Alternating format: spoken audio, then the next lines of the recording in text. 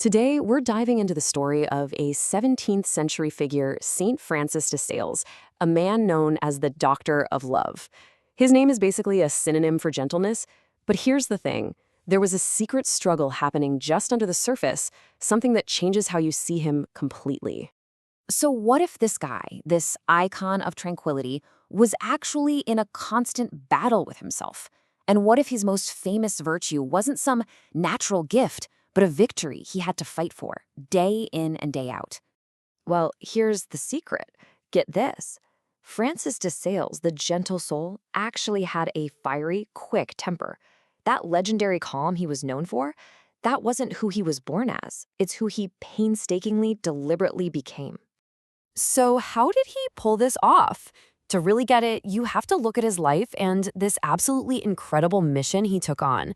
It's a story that kicks off with him totally defying his family's plans and choosing a path that was filled with danger. Okay, so he's born in 1567 into a noble family, right? He's on the fast track to a prestigious legal career. But then, in 1593, he throws a wrench in the works and becomes a priest. And just a year after that, he volunteers for a mission nobody wanted, deep in hostile territory. This one choice would shape everything and lead to his most important work. And you have to understand, this was not just a tough gig. He was sent to a region called the Chablis, which had turned almost completely against his faith. We're not talking about a little pushback. He was rejected, he was threatened, people tried to attack him. He was facing this constant, massive wall of hostility. So, how do you reach people who literally refuse to even listen to you? Francis came up with this brilliant strategy. Since nobody would come to hear him preach, he started writing. He wrote down his ideas in short, simple pamphlets, and then, at night, he'd go around slipping them under people's doors. It was like a 16th century blog or a direct mail campaign. And you know what? It worked. This patient, quiet approach did what loud arguments never could.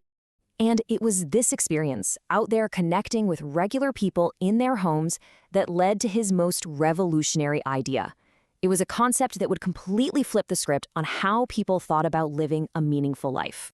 See, at the time, the common wisdom was that if you wanted to be truly holy, you had to drop everything and join a monastery. You had to leave the world behind.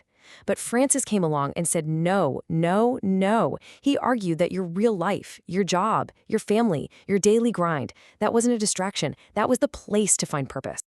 So, what does this everyday holiness even look like? Well, his advice was super practical. He said, perform ordinary tasks with extraordinary love. Be patient with yourself when you mess up. Don't beat yourself up. And find a way to live your spiritual life that actually fits your circumstances, not the other way around.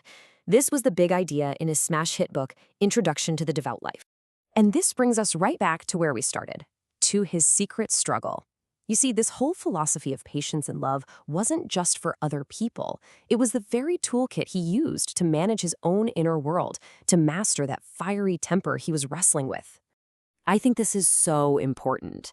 His gentleness was not effortless. It was a muscle he built, day after day, through conscious, disciplined effort. And for anyone who struggles with impatience or anger, that's just an incredibly hopeful thought, isn't it? Virtue isn't always what you're born with. It's what you build. His most famous quote just nails this entire idea perfectly. Nothing is so strong as gentleness. Nothing so gentle as real strength. For him, true strength wasn't about being the loudest or the most aggressive. It was found in quiet patience, in love, in gentleness. So yeah, he's a fascinating guy from 400 years ago. But this isn't just a history lesson. The kinds of challenges he was up against, well, they're pretty much the same challenges we're dealing with right now. I mean, look at this. The parallels are kind of shocking. He lived in a time of deep division and really harsh, polarizing attacks. Does that sound familiar at all? His world of angry pamphlets is a direct echo of our world of social media rage and screaming debates. His approach has never been more relevant. His wisdom really is a roadmap for our time. He reminds us that meaning is right here, in our daily lives, not somewhere out there. He shows us that you don't have to choose between being kind and being truthful. And his legacy, as the patron saint of writers, is a challenge to all of us today. Communicate with clarity, with patience, and with humility. And that leaves us with one final big question to think about. In our culture where it often feels like the loudest, angriest voice wins, what would happen if more of us tried his way? What could we all gain in our jobs, in our families, in our society by practicing a little gentle strength?